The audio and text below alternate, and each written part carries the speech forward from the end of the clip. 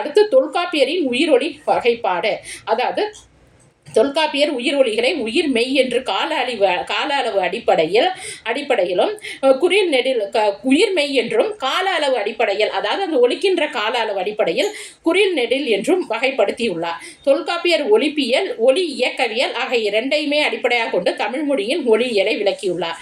அதாவது அந்த 3 மெத்தட் பார்த்ததுல அந்த கடைசி, அதாவது அந்த கேட்பொலியல் பார்த்தோம்னா அந்த கடைசி மெத்தடுல உலக மொழிகள் நிறைய வெற்றில நம்ம அந்த ஒலியியலை அடிப்படையா ஆராய்ஞ்சிருக்கிறாங்கன்னு சொல்லி பார்த்தோம். ஆனா தொல்காப்பியர் எப்படி இது பண்ணியிருக்கிறாரு அப்படின்னு சொல்லி பார்த்தீங்கன்னா, ஒலிப்பியல், ஒலி இயக்கவியல், நல்லா கவனிச்சுக்கோங்க, ஒலிப்பியல், ஒலி இயக்கவியல் அடிப்படையில் அவர் இது பண்ணியிருக்கிறாங்க. அதே மாதிரி பார்த்தீங்கன்னா தொல்காப்பியர் அங்காப்பு, அன்பல் முதல் நாவிளிம்பு இதழ் குவிவு போன்ற முயற்சிகள் ஒலிப்பியல் அடிப்படையிலையும், உயிர், குரல், உயிர்ப்பொலி போன்ற ஒலிகளை ஒலி இயக்கவியல் அடிப்படையிலும் விளக்குகிறார். அது 2 ஏற்கனவே சொன்ன ஒலிப்பியல் அடிப்படையிலும் ஒலி இயக்கவியல் அடிப்படையிலையும் விளக்குகிறார் அப்படின்னு சொன்னேன். அதில் அதாவது ஒலிப்பியல்ங்கிறதுல என்னென்ன வருதுன்னு சொல்லி பார்த்தீங்கன்னா, அங்காப்பு, அன்பல் முதல் நாவிளிம்பு இதழ் குவிவு. அதேமாரி ஒலி இயக்கவியல்ல எது வருது பாருங்கன்னா, உயிர், குரல், உயிர்ப்பொலி போன்ற ஒலிகளை ஒலி இயக்கவியல் அடிப்படையில் விளக்குகிறார். அப்போ பொதுவாக தொல்காப்பியரினுடைய பிறப்பியல் கருத்துக்களை நம்ம எத்தனை நிலைகளில், 5 நிலைகளில் நம்ம பார்க்கலாம். அதாவது எழுத்துக்களின் பொது பிறப்பு நிலை, உயிரெழுத்துக்களின் பொது பிறப்பு நிலை, உயிரெழுத்துக்களின் சிறப்பு பிறப்பு நிலை, மெய்யெழுத்துக்களின் பிறப்பு நிலை, சார்பெழுத்துக்களின் பிறப்பு நிலை. அடுத்து பாருங்க, எழுத்துக்களின் பொது பிறப்பியல். எழுத்துக்கள் ஒலி வடிவம், வரி வடிவம் என்ற நிலைகளை பெற்றுள்ளன. இவற்றில் ஒலி வடிவம் பற்றி பொது பிறப்பு நிலை கூறும். அதாவது நூற்பா பாருங்க, உந்தி முதலாம் முந்து வழி தோன்றி தலையினும் இடற்றினும் நெஞ்சினும் நிலையி பல்லும் இதழும் நாவும் மூக்கும் அன்னமும் முளப்பட எண்முறை நிலையான் உருப்புற்றமைய நெறிப்பட நாடி எல்லா எழுத்தும் சொல்லும் காலை பிறப்பின் ஆக்கம் வேறு வேறு இயல திறப்பட தெரியும் காட்சியான. அதாவது இது உதர விதானத்தின் உந்துதலால் அடிவயிற்றின் முயற்சியால் எழுந்த உதானன் என்னும் காற்று. உதானன், அந்த காற்றுடைய பெயரை நோட் பண்ணிக்கங்க, 1 மார்க் கொஸ்டின்ல கேட்கலாம். என்ற காற்று தலையினும் இடற்றிலும் நெஞ்சிலும் தங்கி பல், இதழ், நா, மூக்கு, அன்னம் என்ற உறுப்புகள் உளப்பட எண்முறை நிலையான் ஒரு உறுப்போடு மற்றொரு உறுப்பு தம்முட் பொருந்தி அமைவதால் எழுத்துக்களின் பிறப்பு வேறு வேறாக அமையும். ஒவ்வொரு எழுத்துக்கும் தனித்தனி பிறப்பு முயற்சி உள்ளது. அதாவது இந்த தொல்காப்பியர் என்ன சொல்லியிருக்கிறாங்கன்னா, மொழி தோன்ற உதவும் பேச்சு உறுப்புகள் 2 அப்படிங்கிறாரு. காற்றறை, ஒலி எழுப்பிகள். இதை பத்தி நான் ஏற்கனவே உங்களுக்கு முன்னாடி சொல்லியிருக்கிறேன். அப்ப காற்றறை அப்படிங்கிறதுல தலை, மிடறு, நெஞ்சின் வருது. ஒலி எழுப்பிகள் அப்படிங்கிறதுல பல், இதழ், நா, மூக்கு, அன்னம் அப்படிங்கிறது வருது. இந்த அன்னத்தை தொல்காப்பியர் தொல்காப்பியர்னு சொல்றேன், நன்னூலார் அனம் அப்படின்னு சொல்வார். இப்ப இந்த இப்ப நூற்பாவை சொல்லிட்டேன், நூற்பாவுக்கு அடிப்படையாக சொல்கின்ற விளக்கத்தை பத்தி சொல்லிட்டேன். அடுத்து நம்ம எப்போதுமே ஒரு பாடத்தை சொன்னோம்னா அந்த பாடத்தில் உள்ள சில கருத்து வேறுபாடுகள் இருந்துச்சுன்னா அதை பற்றி நம்ம விளக்க வேண்டிய ஒரு சூழல்ல இருப்போம். அப்படி பார்த்தீங்கன்னா இதில் உந்தி, தலை அப்படிங்கிற 2 இடங்களை பற்றிய சில கருத்து புலப்பாட்டு சிந்தனைகள், அதாவது வேறுபாட்டு சிந்தனைகள் இருக்கு. அது தொடர்பான செய்திகளையும் எடுத்து நான் அந்த கட்டுரையில் உங்களுக்கு கொடுத்துருப்பேன். அதாவது உந்தி பற்றிய கருத்து புலப்பாடுகள். தொல்காப்பியர் குறிப்பிடும் உந்தி முதலாம் முந்துவழி என்ற தொடரில் வரும் உந்தி என்பது கொப்புளை குறிக்கும் என்பர். கொப்புழின் அடிப்பாகமோ பேச்சுறுப்பாக அமையாது அப்படிங்கிறது பொதுவான ஒரு வாதம். டாக்டர் சு ராசாராம், ஆனால் அந்த சு ராசாராம் அவங்க எப்படி என்ன சொல்றாங்கன்னு சொல்லிட்டு பாருங்க. கூறுவது போல உந்தி என்பது எதை குறிக்குது? உதர விதானத்தை குறிக்கும்.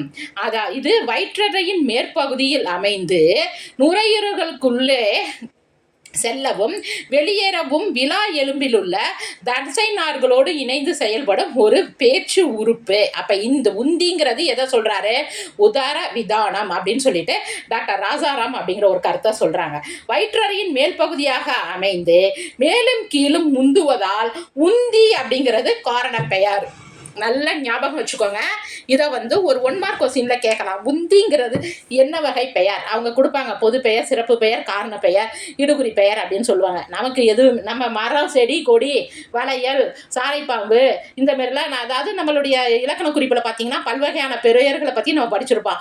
ஆனால் உந்திங்கிறது எப்படி காரண பெயரா அமைந்தது அப்படிங்கிறதுக்கு இந்த இடத்துல விளக்கம் கொடுத்திருப்பாங்க. அப்போ உந்தி அப்படிங்கிறது எதுங்கிற வருது? காரண பெயரா அமைஞ்சு இந்த இடத்துல அந்த நூற்பால பொருள் விளக்கக்கூடிய நிலைகளை இருக்குது. அப்போ முந்து வழி என்பதன் மூலம் வெளிச்செல்லும் காற்று, அதாவது வெளியில செல்லுகின்ற அந்த காற்று தான் நமக்கு என்னவா வருது, ஒளியாக வருது. உந்தி என்பதில் உள்ள கருத்து படப்பாடுகள் போன்று தலை என்பதிலும் சில கருத்து வேறுபாடு புரிதல்களை தெரிந்து கொள்ளுதல் அவசியமாகின்றது. இப்போ நல்லா கவனிச்சுக்கோங்க, அந்த உந்திங்கிறதுக்கு சொன்ன மாரி தலைக்கும் சில கருத்து வேறுபாடுகள் இருக்கு. அதை பத்தி நான் சொல்லிடுறேன். நெஞ்சறை உந்தியின் அடிப்படை தொழிலால் இயங்கி உயிர்க்கின்றது. உயிர்த்தல் தொழிலால் நுரையீரலில் உள்ள காற்று மேலெழுந்து மிடற்றில் நிலைத்து குரல் எழுப்புகின்றது. குரல் வலை வழியே வெளிப்படும் அக்காற்று மாற்றமெய்தி பேச்சொலிகளை உண்டாக்குகின்றது என்று தொல்காப்பியர், அதாவது அந்த நூற்பால விளக்கி இருக்கிறாங்க. இந்நூற்பாவில் நெஞ்சு மிடறு ஆகிய என்பவற்றை தொல்காப்பியர் ஒளியுறுப்பாக கொண்டதில் எதுக்கும் என்ன கிடையாது, இது கிடையாது. ஆனால் இந்த தலை, ஆனால் அவற்றோட தலையும் ஒரு ஒளி உறுப்பாக கொண்டுள்ளமை பலருக்கும் ஒரு புதிராகவே இருந்து வருகின்றது. தொல்காப்பியர் உரையாசிரியர்கள் இதை பற்றியே விளக்காமலே சென்றனர். பிற்கால இலக்கண ஆசிரியர்கள் வடமொழி மதம் பற்றி, இந்த இடத்துல மதம்னா என்னன்னா வடமொழியினுடைய கொள்கையின் அடிப்படையில தலைய என்னன்னு சொல்லி முடிவு பண்ணியிருக்கிறாங்க, உச்சி அப்படின்னு சொல்லிட்டு தவறாக முடிவு செய்துள்ளார்கள். நெஞ்சு மிடறு என்பன முறையே ஒலிகளை உண்டாக்கும் மூச்சுக்காற்றின் பிறப்பிடமாகிய நுரையீரல்களையும் காற்று செல்லும் வழியில் அமைந்துள்ள குரல்வளை மடல்கள் ஆகிய ஒளியுறுப்புகளையும் குறித்து நிற்கின்றன. அப்ப இங்க தலைங்கிறது இதற்கு என்னன்னு சொல்லிட்டு அதற்கு உண்டான ஒரு விளக்கத்தை மொழியாளர்கள் வியக்குறாங்க. அதற்காண்டி தான் நான் இடையில அந்த தலைப்பை கொடுத்துருக்கிறேன். இவர் இங்க தலைங்கிறத இன்றைய மொழியலாளர்கள் எப்படி புரிஞ்சுக்கிறாங்க அப்படிங்கிறதுக்காண்டி தான் அந்த மொழியலாளர் வியப்பு அப்படிங்கிறத அந்த சப்டைட்டில் அந்த இடத்துல அதனுடைய சிறப்பு கருதி, அந்த விளக்கத்தினுடைய சிறப்பு கருதி தான் அந்த இடத்துல நான் அந்த சப்டைட்டில வச்சிருக்கேன் பாருங்க. தலை என்பது மூச்சு காற்று செல்லும் மேல் தொண்டை, வாயறை, மூக்கரை ஆகியவற்றை குறித்து நிற்கின்றது. எனவே தொல்காப்பியர் தொண்டைக்கு மேலே உள்ள காற்றறைகளை தலை என்று கூறியுள்ளார். அவர் தலைன்னு சொல்றது நம்ம நினைக்கிற மாதிரி தலை உச்சி கிடையாது. தலை என்பது மூச்சு காற்று செல்லும் மேல் தொண்டை, வாயறை, மூக்கு. நல்லா கேம் வச்சுக்கோங்க. இவங்களுடைய கூற்றுப்படி தலைங்கிறது இங்க மேல் தொண்டை, வாயறை, மூக்கரை, மேலே உள்ள தொண்டைக்கு மேலே உள்ள காற்றறைகளை தலை அப்படின்னு சொல்லியிருக்கிறாங்க. பேச்சொலிகளை உண்டாக்கும் உறுப்புகளை நெஞ்சு, மிடறு, தலை என்று முறையே உயிர்த்தல், குரல் எழுப்புதல், ஒழித்தல் ஆகிய தொழிலுக்கு ஏற்ப 3 பிரிவுகளாக பிரித்துள்ளார் என்பதை நினைத்து மொழியலாளர் வியப்புறுகின்றனர். இப்போ உங்களுக்கு நான் இடையில அதை கொடுத்ததனுடைய இதுக்கு நான் காரணத்தை உங்களுக்கு சொல்லிட்டேன். அப்ப நல்லா ஞாபகம் வச்சுக்கோங்க, தலைங்கிறது இந்த இடத்துல நம்ம உச்சிக்குழின்னு நினைச்சுக்க கூடாது. இந்த இடத்துல தலைங்கிறது இந்த கழுத்துக்கு மேலே உள்ள மேல் தொண்டை, கழுத்துக்கு இதுகிட்ட மேல் தொண்டை, வாயறை, மூக்கு ஆகியவற்றை தான் தொல்காப்பியர் தலை அப்படின்னு சொல்றாங்க. ஆபர்க்ரோம்பி அப்படிங்கிற மொழியலாளர் இவரினுடைய இந்த விளக்கத்தை சில, அதாவது இந்த தொல்காப்பியரினுடைய விளக்கத்தை என்ன பண்ணியிருக்கிறாங்கன்னா வியர்ந்து போற்றிருக்கிறாங்க.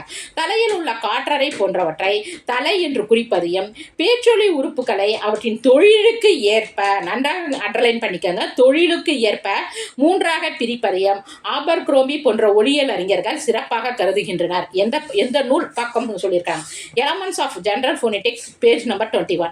இக்கூற்றின்படி தொல்காப்பியரின் நூற்பா அமைந்துள்ளமை வியத்தற்குரியது. அடுத்து இப்ப எல்லாமே சொல்லி முடிச்சுட்டேன். அடுத்து இப்ப நம்ம பார்க்க போறது காற்றறை ஒளி எழுப்பிகள். காற்றறை. தொல்காப்பியரின் தலை, மிடறு, நெஞ்சு போன்ற 3 உறுப்புகளை காற்றறைகளாக கருதுகிறார். இவற்றில் நெஞ்சு என்பது நுரையீரலையும், மிடறு என்பது குரல் வளையையும், தலை என்பது தொண்டைக்கு மேலுள்ள காற்றறையும் சொல்லியிருக்கிறாங்க. அடுத்து இதனுடைய தொழிலை பற்றி சொல்லியிருக்கிறாங்க. அதனுடைய தொழில்னா அது எப்படி வேலை செய்யுது. அந்த இது நெஞ்சுங்கிறது உயிர்த்தலையும், மிடறு என்பது குரல் எழுப்புதலையும், தலை என்பது ஒலித்தலையும் செய்கின்றன. இதில் ஒலி எழுப்பிகள், அடுத்து ஒலி எழுப்பிகளாக என்னென்னத்தை சொல்கிறாருன்னு சொல்லி பாருங்க. பல், இதழ், நா, அன்னம், மூக்கு என்ற உறுப்புகளை தொல்காப்பியர் கருதுகிறார். நன்னூலார் மூக்கை காற்றறையாக, நன்றலா அண்டர்லைன் பண்ணிக்கங்க, நன்னூலார் எந்த இடத்துல காற்றறையாக நம்ம வேறுபடுகின்றார். அதாவது தொல்காப்பியர் தலைக்கு மேல் உள்ள உறுப்பை காற்றறையாக கருதுறாரு. நன்னூலார் மூக்கை காற்றறையாக கருதுகிறார். நல்ல இந்த வித்தியாசத்தை புரிஞ்சுக்கோங்க.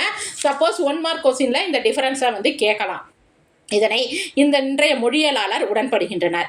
வாய் மூக்கரை ஒலிகளை மாற்றியமைக்கும், வாயும் இந்த மூக்கரையும் ஒலிகளை மாற்றியமைக்கும் காற்றறையாக உள்ளன. மொழியியல் அறிஞர் கா. முருகையன் தொல்காப்பியர் குறிப்பிடும் பேச்சு உறுப்புகள் கீண்டு கண்டவாறு அமையும் என்கிறார். அது அப்படியே நான் உங்களுக்கு டேப்லர் காலம் மாதிரி அட்டவணைப்படுத்தி கொடுத்துருக்கிறேன் பாருங்க. நெஞ்சு, மிடறு, தலைகிற 2 இருக்குது. என்னது? வாயறை, மூக்கு. அந்த வாயறையில் என்னென்ன இருக்குது? பல், இதழ், அன்னம். பல்லுல என்ன இருக்குது? அன்பல், நன்னம், நன்னிய பல். இதழில் பார்த்தீங்கன்னா மேல் கீழ் இதழ். அடுத்து நாளை பார்த்தீங்கன்னா விளிம்பு, முதல் இடை நுனி. அன்னத்தில் முதல் இடை நுனி. நுனியில் பார்த்தீங்கன்னா அதாவது நாக்கினுடைய நுனியில் பரந்த நிலை, அனறிய நிலை. இது ரொம்ப சிம்பிளாக தான் இருக்கும். ஒரு தடவைக்கு 2 தடவை பார்த்தீங்கனாலே புரிஞ்சு போயிடும். அடுத்து பார்த்தீங்கன்னா ஏற்கனவே பிறப்பை தொல்காப்பியரின் பிறப்பு கொள்கைகளை உயிரொலியினுடைய பிறப்பை 5ஆ பார்த்துருப்போம். அதில் இது பாருங்க, பொது பிறப்பை சொல்லியிருப்பாங்க. இப்ப உயிரெழுத்துக்களினுடைய பொது பிறப்பு நிலை. அவ்வழி பன்னீரு உயிரும் தன்னிலை திரியா மிடற்று பிறந்த வழியின் இசைக்கம். பன்னீரு உயிரும் தத்தம் மாத்திரை அளவு நிலையிலிருந்து திரியாமல் மிடற்றின் பிறந்த காற்றால் இசைக்கம். குரல்வளை மடலின் அதிர்வினால் உயிரொலிகள் தோன்றும். ஒரு மாத்திரை அளவு பொழுதில் ஏற்படுகின்ற அதிர்வுகளின் எண்ணிக்கை அவை உண்டாக்கும் உயிரொலியின் அதிர்வு எண் ஆகும். இதெல்லாம் மொழியியல் நோக்கில் சொல்லியிருக்கிறது. இதனை அவ்வுயிரின் இசைங்கிறது இந்த இடத்துல நம்ம பாடுறதை நினைச்சுக்க கூடாது. அந்த ஒலிக்கின்ற அதாவது அந்த அந்த இசைங்கிறது அதனுடைய அந்த என்னது அந்த ஒலிக்கின்ற அந்த முறையை சொல்றாங்க, பீச்சு அப்படின்னு சொல்றாங்க. உயிரெழுத்துக்களின் சிறப்பு பிறப்பு நிலை. தொல்காப்பியர் 12 உயிர்களின் பிறப்பு நிலைகளை 3 நூற்பாக்கள் மூலமாக உரைக்கின்றார். இவை 3 வகையில் அமைந்துள்ளன. என்னன்னு சொல்லி பார்த்தீங்கன்னா மிடற்று உயிர், அன்ன உயிர், அடுத்து பார்த்தீங்கன்னா குவி உயிர். அவற்றுள் மிடற்று உயிரில் பாருங்க, அவற்றுள் அ இரண்டும் அங்காந்து இயலும். அ என்ற 2 உயிர்களும் வாய் அங்காத்த நிலையால் மிடற்றின் வழியால் பிறக்கின்றன. வாய் அங்காந்த நிலையாலும் முன்னும் பின்னும் தாழ்ந்து நடுவில் உயர்ந்த நிலையால் இதழ் குவியாது பரந்த நிலையாலும் பிறக்கம். அப்படிங்கும்போது நமக்கு எப்படி இருக்குதுன்னா வாய் அங்காந்து இருக்குது. அப்படிங்கும்போது நாவானது முன்னும் பின்னும் தாழ்ந்து நடுவுல எப்படி இருக்குன்னா உயர்ந்து இருக்கும். இது எல்லாத்தையும் நீங்க வீட்டுல தனியா இருக்கும்போது சொல்லி பார்த்தீங்கனாலே உங்களுக்கு இதனுடைய இது உங்களுக்கு புலப்படும். இதழ் குவியாது. அப்படிங்கும்போது இதழ் குவியாது என்ன பண்ணும்? பரந்த நிலையில பிறக்கும். இரண்டின் பிறப்பிலும் சிறிது வேறுபாடு கிடைக்கிறது. அப்படிங்கும்போது இதனுடைய வேறுபாடு இருக்குது. ஆனா அந்த வேறுபாட்டை நம்ம எதன் மூலமாக பொருத்தி பார்த்துக்கணும் அப்படிங்கிறாங்கன்னா தத்தம் திரிபே சிறிய என்ப. அதாவது இந்த தொல்காப்பியர் சிங்க நோக்காக ஒரு வாய்ப்பாட்டை நூற்பாவை அமைச்சிருப்பார். அதாவது தத்தம் திரிபே சிறிய என்ப. அதாவது இரண்டும் அங்காந்து இயலும் அப்படின்னு சொல்லிட்டாலும் ஆவுக்கும் அதற்கும் உள்ள ஒலிப்பு வேறுபாட்டை இரண்டுத்துக்கும் இடையில ஒரு சின்ன வேறுபாடு இருக்குது. அதை எந்த நூற்பா மூலம் சுட்டி செல்கிறாருன்னா தத்தம் திரிபே சிறிய என்ப. இந்த நூற்பாவானது இந்த பிறப்பு உயிரொலிகளினுடைய எல்லாத்துக்கும் பொது நிலையில பிறப்பு சொல்லியிருந்தாலும் அந்த வேறுபாட்டை சொல்றதுக்கு தத்தம் திரிபே சிறிய என்ப அப்படிங்கிற வகையில இந்த நூற்பாவை அவர் சிங்க நோக்காக அமைத்திருக்கிறார். அப்போ தத்தம் திரிபே சிறிய என்ப அப்படிங்கிறதுனுடைய இப்படி கூட ஒரு கொஸ்டின் அமைக்கலாம். தத்தம் திரிபே சிறிய என்பதினுடைய இதனை எவ்வகையில் சிங்க நோக்காக தொல்காப்பியர் அமைத்து பிறப்பியலை விளக்கியுள்ளார் அப்படின்னா வேற எதுவும் கிடையாது. தத்தம் திரிபே சிறிய என்பதில் இரண்டும் அங்காந்து இயலும் அப்படின்னு சொல்லி அவர் சொல்லியிருந்தாலும் அப்படிங்கிற அவற்றிற்கிடையே உள்ள நுண்ணிய பிறப்பு வேறுபாட்டை இந்த நூற்பாவின் மூலமாக சிங்க நோக்காக சொல்லி இருக்கிறார். இதே மாதிரி தான் மற்ற எழுத்துக்களுக்குமே சிங்க நோக்காக இந்த நூற்பாவை நம்ம பொருத்தி பார்க்கணும். அது எப்படி அப்படின்னு அங்கங்கே பார்க்கும்போது சொல்கிறேன். அன்ன உயிர் ஐ என இசைக்காம் அப்பால் ஐந்தும் அவற்றோர் என்ன அவைதான் அன்பல் முதல்னா விளிம்பு உரல் உடைய. அதாவது ஐ என்ற 5 உயிர்களும் அன்பல்லை விளிம்பு உரலால் பிறக்கின்றன.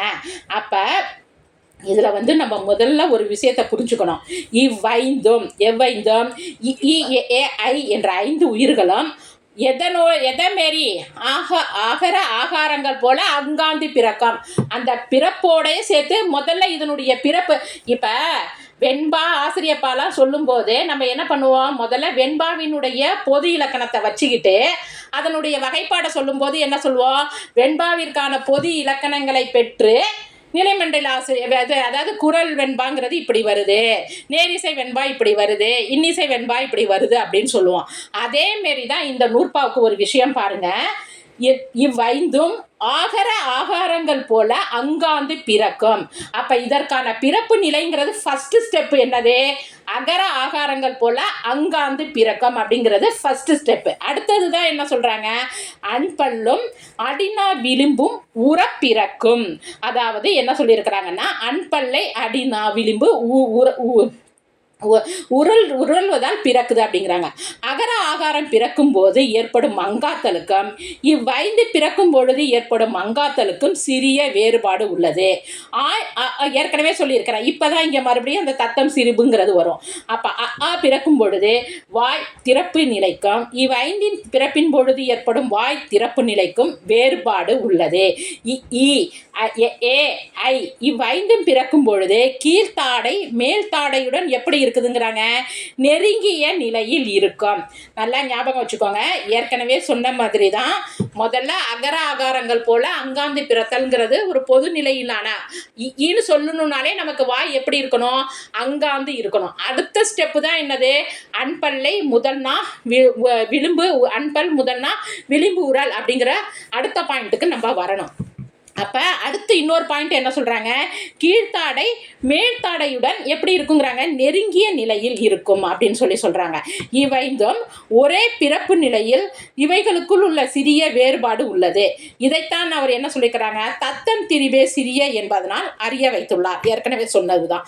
இவ்வுயிர்கள் பிறக்கும் பொழுது ஒவ்வொரு உயிருக்கும் ஏற்ப நாவின் நுனி படிப்படியாக தாழும். மேலும் அங்காப்பு நிலையிலும் வேறுபாடு தோன்றும். இவற்றை மொழியியலாளர்கள் இதழ் விரி உயிர் என்பார். நல்லா ஞாபகம் வச்சுக்கோங்க. நம்ம கேட்கும்போது நமக்கு எல்லாருக்குமே என்ன ஞாபகம் வந்துடும்? இதழ் குவி உயிர்னா நம்ம கரெக்டாக சொல்லிடுவோம். ஓ அவு அப்படின்னு சொல்லிடுவோம். இதழ் விரி உயிர். அப்ப இதழ் குவி உயிர்னு சொல்லிட்டாங்க. இதுக்கு ஆப்போசிட் என்னது? இதழ் விரி உயிர். அப்ப இதழ் விரி உயிர் என்னன்னு சொல்லி பார்த்தாங்கன்னா, எக்ஸாம் டயத்தில் அந்த இடத்துல கேட்டாங்கன்னா நமக்கு ஒண்ணுமே தெரியாது. திருன்னு முழிப்போம். வேற ஒன்றும் கிடையாது. இதற்கு ஆப்போசிட்டா மேல என்ன இருக்குது? ஐ. அது வார்த்தைகளை நல்லா எழுத்துக்களை ஒளிகளை வந்து நல்லா உச்சரிச்சு பார்த்தீங்கனாலே அந்த வித்தியாசம் உங்களுக்கு வந்து புலப்படும். அப்ப இது எல்லாத்தையும் மொழியியலாளர் என்ன சொல்றாங்க? இதழ் விரி உயிர்னு சொல்றாங்க, அன்ன உயிர்னு சொல்லிட்டு சொல்றாங்க. அப்போ ஒரே உயிரையே பல வகையில வகைப்படுத்துறாங்க. அப்ப மிடற்று உயிர் அகரத்தையும் ஆகாரத்தையும் மிடற்று உயிருங்கிறாங்க. ஐய வந்து அன்ன உயிர்னு சொல்றாங்க. அதற்கு இன்னொரு இது என்னன்னு சொல்லலாங்க மொழியியலாளர்? இதழ் விரி உயிர் அப்படின்னு சொல்றாங்க. இதழ் குவி உயிர் பாருங்க. அவ் என இசைக்கம் அப்பால் ஐந்தும் இதழ் குவிந்து இயலும். அவ் என்ற 5 உயிர்களும் இதழ் குவி உயிர்களாக உள்ளன. இவ்வைந்து உயிர்களும் இதழ் குவிவதால் பிறக்கின்றன. ஏனைய 7 உயிர்களும் இதழ் குவியா நிலையில் பிறக்கின்றன. இவை பாய் பெரிதும் மூடி சிறிதும் திறந்த நிலையில். நல்லா ஞாபகம் வச்சுக்கோங்க. வாயை ஃபுல்லா மூடிட்டோம்னா நம்மளால எழுத்துக்களை என்ன பண்ணவே முடியாது? உச்சரிக்கவே முடியாது. அதைத்தான் என்ன சொல்லியிருக்கிறாங்க? வாய் பெரிதும் மூடி சிறிது நாச்சு திறந்திருக்கணும். அதைத்தான் என்ன சொல்லியிருக்கிறாங்க? இந்த இடத்துல மென்ஷன் பண்ணியிருக்கிறாங்க. இவற்றிடையே உள்ள சிறிய வேறுபாடுகளை தத்தம் திரிவே சிறிய என்ற நூற்பாவால் உணர வைத்துள்ளார். இதுல ஒரே பாயிண்ட் ஞாபகம் வச்சுக்கோங்க. அங்க எப்படி அன்ன உயிர்ல கீழ்த்தாடை மேல்தாடை நெருங்கிய நிலையில் இருக்குன்னு சொன்னாங்களோ அதே மாதிரி இந்த இடத்துல ஒரு பாயிண்ட். வாய் பெரிதும் மூடி சிறிது திறந்த நிலையில வந்து என்ன பிறக்குது நமக்கு? இதழ் குவி உயிர்கள் பிறக்குது. அடுத்து இது மேலும் நம்ம எப்படி சொல்லலாம்? அங்காப்பு உயிர்னா முன்னுயிர்னா குவி உயிர்னா என்னது? இதுதான் அடிப்படையான வகைப்பாடு. இதுல எதை விட்டுருப்பாங்கன்னு பாத்தீங்கன்னா ஐயையும் அவ்வையும் விட்டுருப்பாங்க. இதுல சிறப்பு நிலையிலான பிறப்பை உடையதுன்னு சொல்லி பாத்தீங்கன்னா ஐயும் அவ்வும். ஏன்னா அதை கூட்டொலி ஈறு உயிர் அப்படின்னு சொல்லிட்டு 2 ஒலிகளின் சேர்க்கையாளாக பிறக்கிறதுனால அதை வந்து தனியாக பிரிச்சிடுறாங்க. அவ் ஆகிய ஈறு உயிர் 2 முறையே இதழ் குவியாமலும் இதழ் குவிந்தும் பிறக்கின்றன. இவற்றுள் முதல் உயிராகிய ஆவின் பிறப்பிடம் 2வது உயிராகிய ஈ ஆகியவற்றிற்கு ஏற்ப தன் இயல்பான பிறப்பிடத்திலிருந்து முன்னும் பின்னுமாக தற்றி சற்று தள்ளி அமைகின்றது. எனவேதான் தொல்காப்பியர் ஐயையும் அவ்வையும் முறையே முன்னுயிர் பின்னுயிர் என்னும் ஆகிய வரிசைகளுடன் வைத்தார். ஒரே கொஸ்டின், ஒரு சிம்பிள் கொஸ்டின் கூட கேட்கலாம். ஏன் இவர் அந்த மாதிரி வச்சிருக்கிறாரு? அப்ப இந்த ஐயிலையும் அவ்வுலையும் ஒரு விஷயத்தை கவனிச்சுக்கோங்க. ஆங்கிறது முதல் எழுத்து, அதனுடைய பிறப்பில் எந்த இதுவும் கிடையாது. எந்த இடத்துல தான் வந்து நமக்கு வித்தியாசம் தோணுது? ஈக்குலையும் ஊக்குலையும் தான் வித்தியாசம் தோணுது. அப்போ அதை நம்ம எப்படின்னு வச்சுக்கலாம்? இந்த இதழ் குவி உயிர்களை வந்து நம்ம பின்னுயிர்னு வச்சுக்கலாம். அப்போ ஏங்கிறது என்ன வருது? மன்னிக்கணும், ஈங்கிறது எந்த இடத்துல வருது? முன்னுயிர்கள் அமையுது. ஊங்கிறது என்னத்துல வருது? குவி உயிராகிய பின்னுயிரில் அமையுது. அதனால தான் அவருங்க என்ன பண்ணியிருக்கிறாங்க? ஐயையும் அவ்வையும் எதன் அடிப்படையிலன பிறப்பான பிறப்பிடத்திலிருந்து முன்னும் பின்னுமாக சற்று தள்ளி அமைவதால் அதை வந்து என்னன்னு வச்சிருக்கிறாங்க? முன்னுயிர் பின்னுயிர் ஆகிய வரிசைகளுடன் சேர்த்தார். மேலும் இதில் தத்தம் திரிபே சிறிய என்றதனால் நாவின் எழுச்சி, நல்லா ஞாபகம் வச்சுக்காங்க, தத்தம் திரிபே சிரிபு அப்படிங்கிறதுல என்னென்ன முயற்சி வேறுபாடுகள் இருக்குது, அதை நல்லா அண்டர்லைன் பண்ணிக்கங்க. நாவின் எழுச்சி முந்துரு நிலையாகிய அடிப்படையில் அனைத்து உயிர்களுக்கும் இடையே உள்ள வேறுபாட்டை சிங்க நோக்காக நூற்பாவின் மூலம் உணர்த்துகிறார். உயிரொலிகளின் வகைப்பாட்டை பின்வரும் அட்டவணை மூலம் எளிதாக எடுத்துரைக்கலாம். என்னென்னு சொல்லி கொடுத்துருக்கிறேன் பாருங்க. உயிர் எழும் உயரம், மேலிடை, கீழ், முன், நடு, பின், இதழ் எல்லாத்தையுமே அப்படியே இது பண்ணிக்கிறாங்க. இதழ் விரி, இதழ் குவி, அதில் குறில் நெடில், இதில் குறில் நெடில், இது எல்லாமே போட்டிருக்கேன். இ ஏ உ ஓ அப்படிங்கிற ஐயாவும் ஆகிய ஈருயிர்கள் என்பதால் அவை நீங்களாக 10 எழுத்துக்களும் உங்களுக்கு இங்கே அட்டவணைப்படுத்தி கொடுத்துருக்குறேன். அடுத்து மாத்திரை அடிப்படையிலான உயிரொலி வகைப்பாடுகள். இது வந்து ஜென்ரலான அடிப்படை. இது வந்து முதல்ல பார்த்தது வந்து நம்ம அந்த மொழியியல் நோக்கில் பார்த்துட்டோம். இதை தாண்டி மாத்திரை அடிப்படையிலையும் சில உயிர்களை வந்து பிரிச்சிருக்கிறாங்க வகைப்பாடை. அது எப்படின்னு சொல்லிட்டு பார்க்கலாம். ஒவ்வொரு ஒலியையும் அவ்வொலிக்கே உரிய கால அளவோடு உச்சரிக்க வேண்டும். இந்த கால அளவு மாத்திரை ஆகும். கண் இமைப்பையும் கை நொடி பொழுதையும் மாத்திரையின் அளவுகோல்களாக கூறுவர். குறில்ங்கிறது ஒரு மாத்திரை கால அளவில் பிறக்கும் மொழிகள். நெடில்ங்கிறது 2 மாத்திரை கால அளவில் பிறக்கும் மொழிகள். அடுத்து அரை நெடி ஒலிகள். நல்லா அண்டர்லைன் பண்ணிக்கங்க, முக்கியமான கொஸ்டின், 1 மார்க் கொஸ்டின்ல கேட்கலாம். 1 மாத்திரை கால அளவிற்கும் 2 மாத்திரை கால அளவிற்கும் இடையே உள்ள ஒரு எழுத்து நிறுத்துச்சுன்னா அது 1.25 நிமிஷத்துல பிறக்குது, 1.5 நிமிஷத்துல பிறக்குது, 1.25 நிமிஷத்துல சில எழுத்துக்கள் பிறக்குது. அப்ப அதை நம்ம சேர்க்காம விட்டுருவோமா? எதுல சேர்க்கிறது? குறில்ல சேர்க்கிறதா, நெடில்ல சேர்க்கிறதா அப்படின்னு சொல்லி பார்த்தீங்கன்னா அதைத்தான் என்ன சொல்றாங்க? அரை நெடி ஒலிகள். அதனால தான் இந்த வேறுபாட்டை முழுக்க நான் உங்களுக்கு தனியாகவே எடுத்து கொடுத்துருக்கிறேன். இது ஒரு சில இந்த பாடத்தோடு தொடர்புடைய முக்கியமான கருத்துக்கள் அப்படிங்கிறதுனால இதை கொண்டு வந்து உங்களுக்கு கொடுத்துருக்கிறேன். மாத்திரை அடிப்படையில் உயிரொலிகளை நெட்டுயிர், கூற்றுயிர், ஈருயிர், முடிவுறா ஈருயிர், மூவுயிர், அரை உயிர்கள் என வகைப்படுத்தலாம். ஒவ்வொன்றையும் பார்க்கலாம். கால அளவு நெட்டுயிர்கள் கால அளவை 2 மாத்திரை அளவிற்கு நீட்டி ஒலிக்கும் போது நெட்டுயிர்கள் பிறக்கின்றன. லாங் வவல்ஸ் தமிழில் எத்தனை இருக்குதுன்னு பார்த்தீங்கன்னா 5. குற்றுயிர்கள் கால அளவை 1 மாத்திரை அளவிற்கு ஒலிக்கும் போது குற்றுயிர்கள் பிறக்கின்றன. தமிழில் 5 குற்றுயிர்கள் உள்ளன. ஈருயிர் 2 உயிரொலிகள் ஒரே ஒலியினையாக இணைந்து ஓர் ஒலியனாக இணைந்து வழங்கும் போது அவற்றை ஈருயிர். வேற இது ஒன்றும் கிடையாது. அதை ஞாபகம் வச்சுக்கோங்க. இவ்வொலியினையில் ஒன்று மற்றொன்றை விட சிறப்பாக ஒலிக்கும் ஒலியலாளர்கள் இவற்றை கூட்டொலிகளாக கருதுவர். தமிழில் என்னது? என்பவற்றை ஈருயிர்களாக கூறுவர். அந்த ஈருயிரை வந்து எப்படி சொல்லியிருக்கிறாங்கன்னா தொல்காப்பியர் அகர இகரம் ஐகாரமாகம், அகர உகரம் ஔகாரமாகம் என்று நூற்பாக்களில் A+E இணைய ஐ என்ற ஈருயிரம், A+U இணைய ஔ என்ற ஈருயிரம் தோன்றுகின்றன அப்படின்னு சொல்லியிருக்கிறாங்க. ஈருயிர் எத்தனை வகைப்படும் பார்த்தீங்கன்னா 2 வகைப்படும். மேலெழு ஈருயிர், ஈரும் ஈருயிர். அதாவது ஈருயிர் மேலெழு ஈருயிர்னா என்னன்னு சொல்லி பார்க்கலாம். ஈருயிரில் ஒரு ஒலி மற்றொரு ஒலியை விட சிறப்பாக ஒலிக்கும். இவற்றுள் 2வது ஒலி 1வது ஒலியை விட சிறப்பாக ஒலித்தால் அவ்வொலியை வந்து இணைய என்னன்னு சொல்றாங்க? மேல் எழு ஈருயிர். சிம்பிளா ஞாபகம் வச்சுக்கோங்க. மேலுன்னா மேலே இருக்கும், 2வதா இருக்கும். கீழுன்னா என்னவா இருக்கும்? கீழே இருக்கும், 1வதா இருக்கும். 2வதா ஒலி ஒலிச்சுதுன்னா, அது சிறப்பாக ஒலிச்சுதுன்னா அது வந்து என்னது? மேலுயர். அதற்கு கீழே 1வது 2 ஒலியில் முதல் ஒலி சிறப்பாக ஒலிச்சுதுன்னா அதை என்னன்னு சொல்கிறாங்க? கீழே, அதாவது இரும்புயிர் அப்படின்னு சொல்லிட்டு சொல்கிறாங்க. அதாவது 1வது ஒலியை சிறப்பாக உச்சரித்தால் ஈருயிர் அப்படின்னு சொல்லிட்டு ஞாபகம் வச்சுக்கலாம். இதை கொஞ்சம் நல்லா பார்த்துக்கோங்க. சிம்பிள் தான், கொஞ்சம் ஞாபகம் வச்சு படிச்சுக்கோங்க. முடிவுறா ஈருயிர். சில மொழிகளில் சிறப்பாக ஒலிக்கப்படுகின்ற ஒலி மற்ற ஒலியை விட நீண்டு ஒலிக்கும் இயல்பு உண்டு. இதனை முடிவுறா ஈருயிர் அப்படின்னு சொல்லிட்டு சொல்றாங்க. மூவுயிர், அதாவது ஈருயிரை போல 3 உயிர்கள் ஒரே ஒளியினையாக இணைந்து ஒரு தளியனாக வழங்கும் போது அதனை வந்து என்னன்னு சொல்றாங்க, மூவுயிர் அப்படின்னு சொல்றாங்க. அரை உயிர்கள், அரை உயிருக்கென்று ஒரு குறிப்பிட்ட ஒளிப்பிடம் உண்டு. மெய்யொலிகளின் இயல்பே அரை உயிர்கள் அதிகமாக கொண்டுள்ளன. ஒரு அசையை மொழியில் உருவாக்குவது போல் அரை உயிர்களால் உருவாக்க இயலாது. அரை உயிர்களால அசைனா இந்த இடத்துல ஒரு சொல்ல வந்து உருவாக்க முடியாது அப்படின்னு சொல்லிட்டு ஞாபகம் வச்சுக்கோங்க. அடுத்து பார்த்துங்க முடிவுரை. மொழியை அறிவியல் அடிப்படையில் ஆராய்ந்து நோக்கும் மொழியியல் துறை வளர்ந்த பிறகுதான் மொழி பற்றிய கொள்கைகள் வளரத் தொடங்கின. ஆனால் பல ஆயிரம் ஆண்டுகளுக்கு முன்பே இத்தகைய மொழி சிந்தனைகள் பற்றி மரபிலக்கணத்தார் கூறியிருப்பது தமிழ் மொழியின் நுட்பத்தை பறைசாற்றும் விதமாய் அமைந்துள்ளது.